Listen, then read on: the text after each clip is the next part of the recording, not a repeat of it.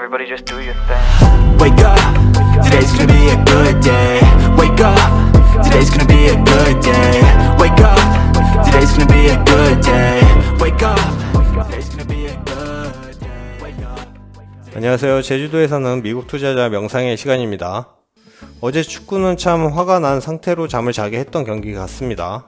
지금 증시처럼 좀 답답하기도 했고 그랬는데 다우, S&P, 나스닥 모두 마이너스 1.5% 정도 하락을 했습니다. 이거 차트가 하나라고 해도 믿겠네요. 제가 레버리지 투자하는 종목들은 속쓰리 8%나 하락을 하고 TMF만 조금 복구를 하고 마감이 됐는데 속쓰는 장 후에도 1.18% 하락을 하면서 마감이 됐습니다. 우선 계좌부터 기록할게요. 매도 매수 없는 야욕하고 탐욕 계좌를 보면 아직은 다 플러스인 상황입니다. 둘 다 10에서 15% 정도 올라왔다가 떨어졌는데 욕심 계좌를 보면 어제 TMF 장 초반에 사서 총 200주를 만들었습니다. 평단이 8.19달러가 됐는데 제가 말씀드린 8달러 초반이 이제 됐죠. 조금 뒤에 말씀을 드리겠지만 기준금리가 좀 올라가면서 채권 가격이 내려올 걸로 예상이 되니까 8달러에 맞출 정도로 더 매수를 할 생각입니다. 그럼 어제는 무슨 일이 있었을까요? 이미 아시겠지만 기준금리 7%까지 갈 수 있다 그런 말을 했던 세인트루이스 블러드 총재와 뉴욕 연방준비은행 윌리엄스 총재가 시장이 조금 안도하니까 말을 쏟아냈습니다. 윌리엄스 총재가 최소한 내년 한 해 동안 금리 인하는 없다. 2024년이나 돼야 시작을 할 것이다.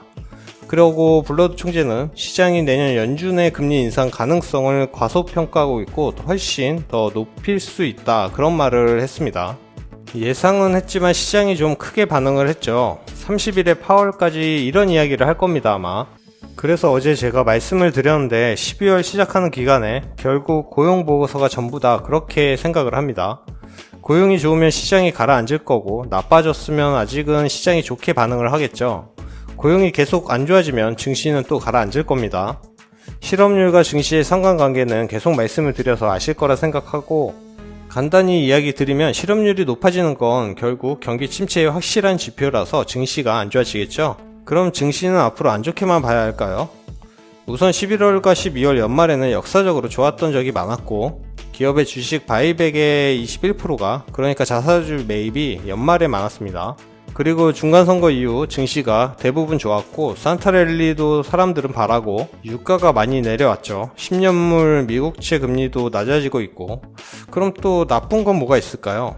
전쟁은 아직 진행하고 있고 중국은 계속 저러고 있어서 공급망 문제가 해결이 더디고 제2의 천안문 사태로 번지기라도 하면 엄청난 후폭풍이 생기겠죠. 그리고 소비가 줄지 않은 걸로 나오죠.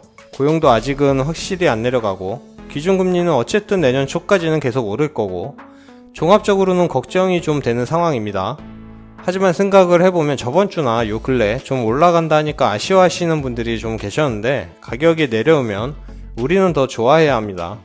가장 좋은 건 지금 대응하려고 분리시켜놨던 투자금이 모두 들어간 상태로 반등이 오는 게 가장 좋죠.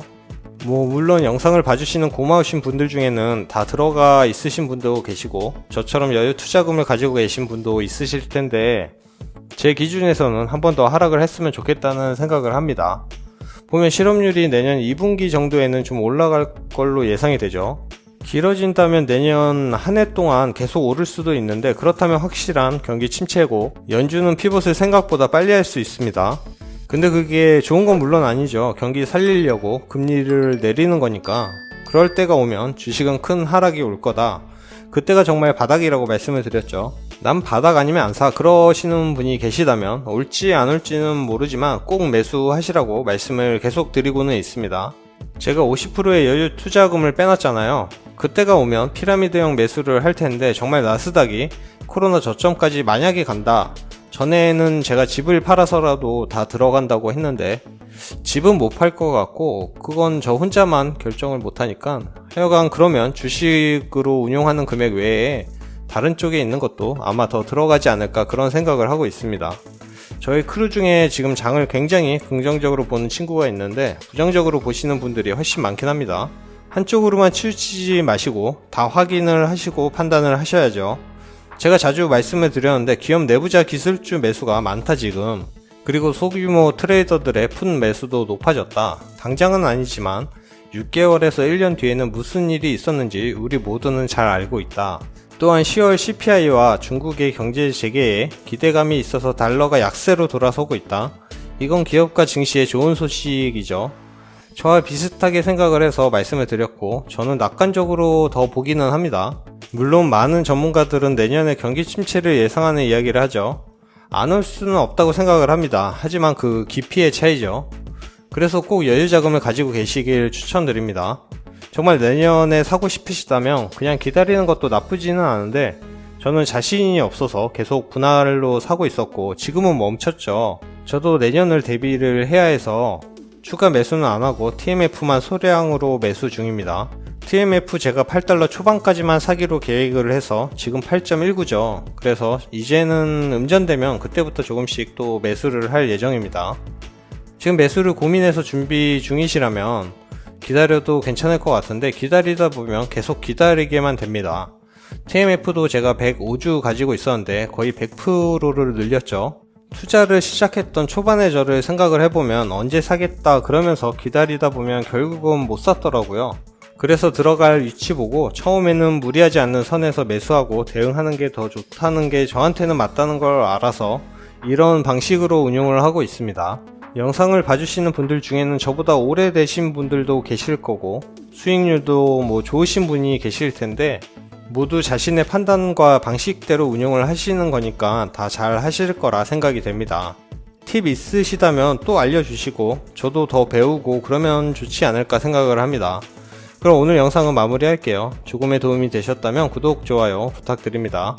오늘도 조금만 더 고생하시고 고생 많으셨고 푹 쉬시는 저녁 시간 되시길 바랍니다. 그럼 내일 만나요.